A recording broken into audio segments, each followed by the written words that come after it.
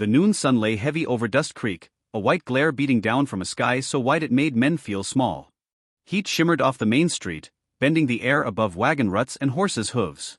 A fly buzzed near the trough outside Tanner's Bakery, the only sound besides the slow creak of a signboard in the wind.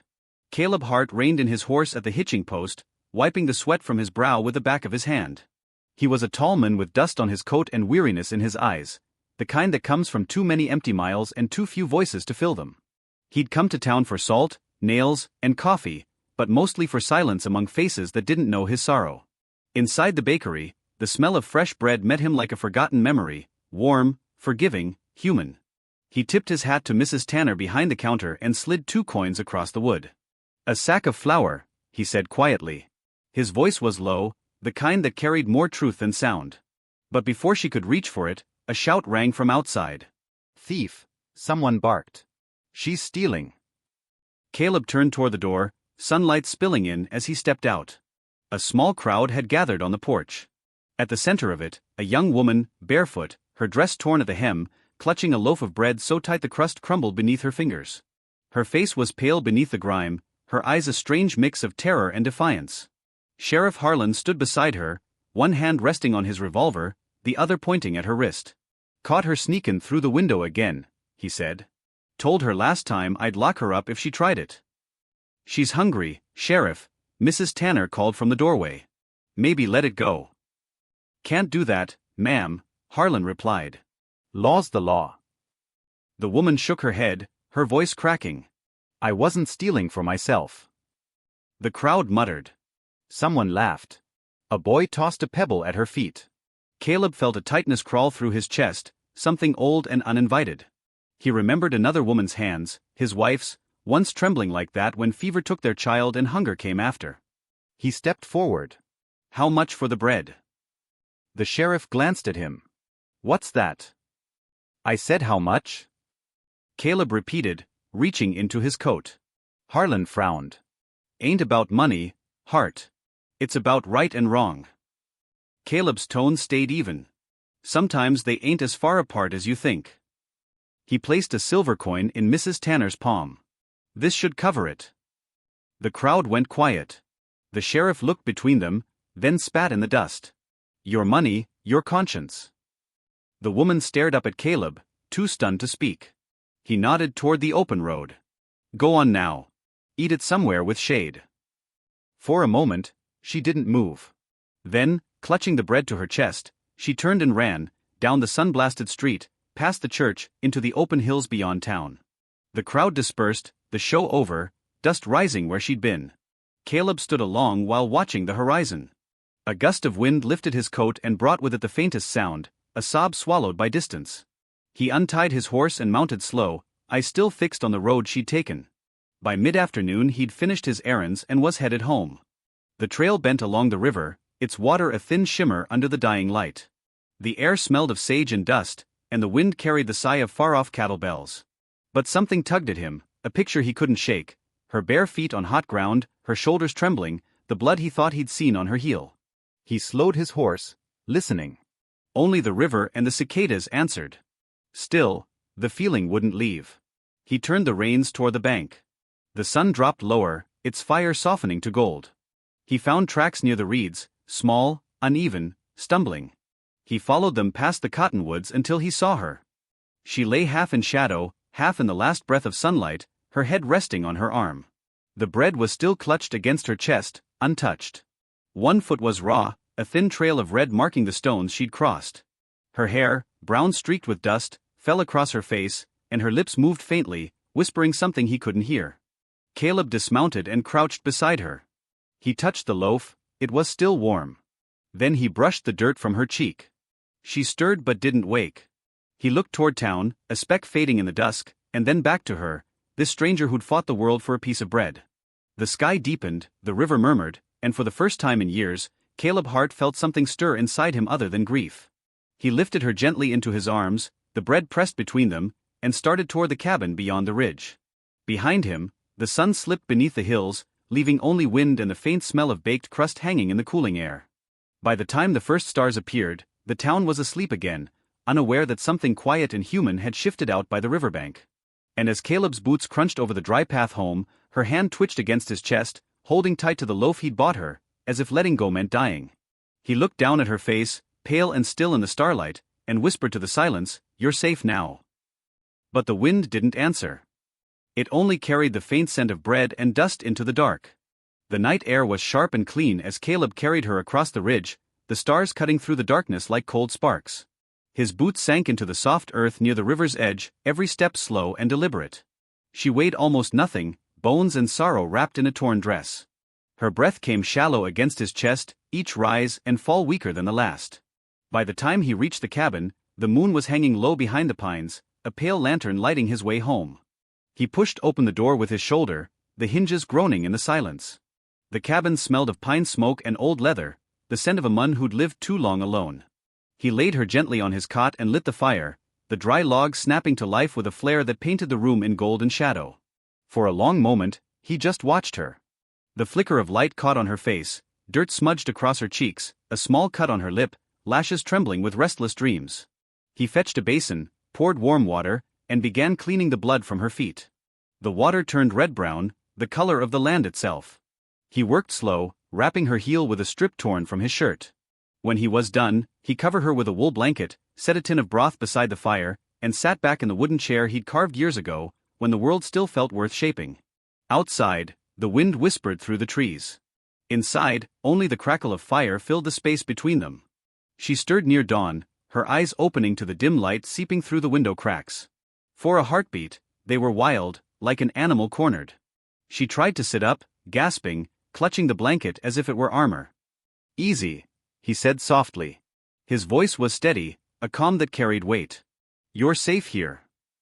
Her gaze darted around the room, the fire, the tools on the wall, his face. "Where am I?" "My cabin. West Ridge." Why'd you bring me here?" Her voice broke, dry and uncertain. "You were half dead by the river," he said. "Figured you'd rather wake up to warmth than buzzards." Something in his tone settled her. She looked down, clutching the bread that still rested beside her. It was hard now, cold from the night. She tried to speak, but the words wouldn't come. He poured a cup of water, handed it to her, and waited. After a while, she said, "My name's Mara." He nodded once. "Caleb." The silence stretched again, heavy but not cruel. Outside, morning began to seep through, the sound of a woodpecker in the pines, the faint bray of a mule down the valley. She sipped the broth he'd left for her, small trembling hands cradling the tin like something sacred. Days passed slowly. She stayed, though each morning she looked toward the hills as if expecting someone to come. When she tried to help, he didn't stop her. She fetched water from the well, hung laundry in the wind, mended the tear in her dress with thread he found in an old chest. She spoke little, but her silence was different from his, it was filled with something she was holding back. Caleb watched her from a distance, the way he'd once watched weather forming over the plains.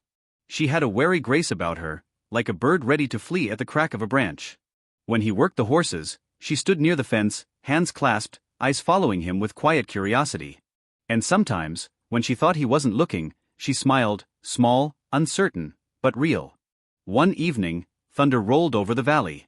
The clouds were black and heavy, their bellies flashing with lightning.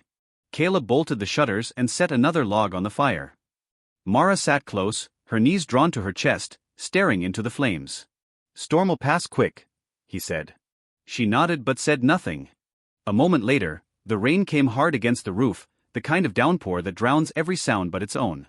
Caleb leaned back in his chair, closing his eyes to the rhythm of it. Then he heard her cry out. Her eyes were closed, her body tense. "No, don't, please," she whispered, voice breaking in her sleep. A man's name fell from her lips, torn from a dream. Caleb moved toward her, kneeling beside the cot. "Mara," he said quietly, touching her shoulder. She woke with a start, breathing fast, the firelight catching the terror in her eyes. "You're safe," he murmured again.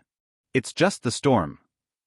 Her breath slowed, though her hands still trembled. I'm sorry," she whispered. "Didn't mean to." "You don't have to explain." He stood and poured her water. "Rest now." She looked at him then, really looked. "Why're you being kind to me?" He shrugged slightly, his eyes on the window where the rain traced silver lines down the glass. Guess the world's got enough cruelty without me addin' to it. Something flickered behind her gaze, gratitude, disbelief, maybe both. She lay back, turning toward the fire. He watched the shadows move over her face, the faint bruise at her temple, the way her breathing evened again. Outside, the storm began to fade, leaving behind the smell of wet pine and smoke. Caleb sat by the dying fire long after, eyes on the embers. A strange unease crept through him, not fear, not yet, but a sense that her story wasn't finished with running. When a branch snapped outside, he rose and went to the window. Nothing but rain-dripped grass and the outline of trees. Still, something felt wrong. He turned back toward the cot. Mara slept again, one hand curled near her face, lips parted in silent dreams. But even in rest, her body looked ready to flee. Caleb stood there for a long time, the firelight flickering over his face, and in that glow he understood, it wasn't just hunger or poverty she'd been escaping. Someone, somewhere, was hunting her. The sun rose behind thin clouds, casting the valley in a gray wash that softened everything it touched, the barn roof, the fence rails, even the hard lines of Caleb's face as he split kindling by the porch. The quiet was almost too perfect, broken only by the whicker of his horse and the sigh of the wind through pine needles. Then came the distant rhythm of hooves. 3 riders, climbing slow out of the east. He straightened, axe hanging loose at his side, watching as they came into view, dusty men, travel-worn, the lead one wearing a badge that caught the early light. Their horses snorted, sweat darkening their flanks. "Morning," the badge said, reining in near the porch. His tone carried no warmth. "A name's Deputy Rourke. Lookin' for a woman. About ya high, brown hair, gray eyes. Might be Callan herself, Mara." Caleb's hand closed on the axe handle. "Don't know her," he said evenly. The deputy's gaze lingered, sharp as glass. "You mind if we ask around? Got reason to believe she's been seen along this river. Stole from a railway payroll wagon 3 weeks back. Took near a month's wages for a whole crew." Caleb kept his face still, but something in his chest turned cold. Big accusation for one woman. "She's slippery," Rourke replied. "Knows how to make folks pity her. Pretty face, scared eyes, story about bad luck. Don't fall for it, mister, she ain't hungry, she's a thief."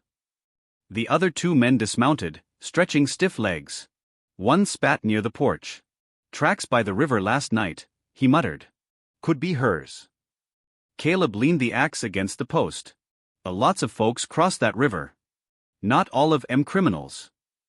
Rourke smiled without humor. "You got a point. Still, law's gotta ask." He shifted in the saddle. "You live alone out here?" "Mostly." "Mind if we look around?" Caleb's eyes moved toward the cabin door, where a wisp of smoke from the chimney curled into the gray sky. "Ain't much to see," he said. "Cabin, barn, fence. Nothin' worth stealing." The deputy studied him a long moment. "We'll ride on then. But if she turns up, you'd do best to send word to Dust Creek. Law don't take kindly to harborin' wanted folk." Caleb nodded once. "I'll remember." The riders turned their mounts, heading west down the trail, the clop of hooves fading into the wind. Only when they were gone did he exhale. Inside, Mara stood by the window, her face pale, hands clutching the edge of the sill. "They're looking for me," she whispered. Caleb closed the door behind him, his boots heavy on the floorboards. "So I gathered." Her voice trembled. "You should have told them. You should have handed me over." "Didn't feel right." Her eyes met his, defiant but afraid. "You don't even know what I did." He took off his hat, setting it on the table. "Maybe I don't need to." For a long while, neither spoke. The fire popped softly in the hearth. At last, she sank into the chair by the wall, her fingers twisting the hem of her sleeve. "They're half right," she said. "I did take from the railway. But it wasn't money." Caleb waited. She looked up, eyes dark and distant. "The railroad took the valley east of here. Burned out the shanties where the laborers lived. Whole families. Said the land was company property. They left the women and children starving in the mud. When the supply wagon came through with payroll and food, she swallowed hard. I took what I could carry. Bread, beans, flour. Not silver. Food." The truth hung between them like smoke. Caleb rubbed his jaw, gaze dropping to the floor. You fed them? I tried. Most were gone before I got back. Her voice cracked, thin as thread. A fever had taken them. My brother too. The silence that followed was heavy as a grave. When she finally met his eyes again, tears glistened but did not fall. The law doesn't care why. They just want to make an example of me. Caleb walked to the fire, poked at the logs, the sparks rising like restless spirits. You could have run farther. I did, she whispered. But hunger's a circle. It always brings you back to where you started. He turned to her, his expression unreadable. You're stayin' here now. At least till I figure what's right. She shook her head. If they come again, they won't find you. The conviction in his voice startled her. You'd lie for me? I already did. Outside, the wind shifted, carrying the smell of rain. The day wore on in uneasy quiet. Caleb fixed the fence while she mended an old shirt by the window. But neither of them spoke much. The sky stayed gray until dusk, when the first stars struggled through the haze. That night, the world seemed to hold its breath. Caleb sat by the fire, his rifle across his knees, staring into the flames. Mara slept in the cot, her face soft in the light. He thought of what Rourke had said, pretty face, scared eyes, story about bad luck. But she wasn't what they painted. He'd seen liars before. They never cried in their sleep. The wind outside picked up, whistling through the cracks in the wall. The horses in the corral stirred uneasily. Caleb listened, the old instinct creeping through him, the one that had kept him alive on cattle drives and border trails long ago. A sound came from the darkness beyond the window. A low snort, the kind only a horse makes when it catches another scent. He rose, moving quiet as shadow, peering through the slit in the shutter. The yard was swallowed in darkness, the moon veiled behind clouds. But he saw it, a silhouette near the barn, still and watching. He reached for the rifle, thumb brushing the worn brass of the cartridge plate. Behind him, Mara stirred. What is it? She murmured. He raised a finger for silence, eyes never leaving the window. The figure shifted, the faint creak of saddle leather drifting through the night. Then another sound, a horse pawing the ground. Caleb's pulse slowed to that cold, steady rhythm that came before trouble. Whoever it was hadn't ridden past. They were waiting. He turned from the window, checked the rifle's chamber, and set it by the door. Mara sat up, fear widening her eyes. They found me, she whispered. Maybe, he said. Or maybe just one of them came back to be sure. What will you do? He looked toward the barn, where darkness pooled thick around the posts. Whatever I have to. The wind pushed against the cabin walls, and the last ember in the hearth flared, casting their shadows long and uncertain across the floor. Outside, the unseen horse snorted again, closer now, breath clouding the air. Caleb stepped into the doorway, his silhouette framed in the faint glow of the fire behind him. The night was quiet, almost kind, the way it always was before violence. He lifted the rifle, the barrel glinting once under the thin sliver of moon. Somewhere beyond the fence, a man waited. And Caleb Hart knew the peace that had settled in his cabin was over.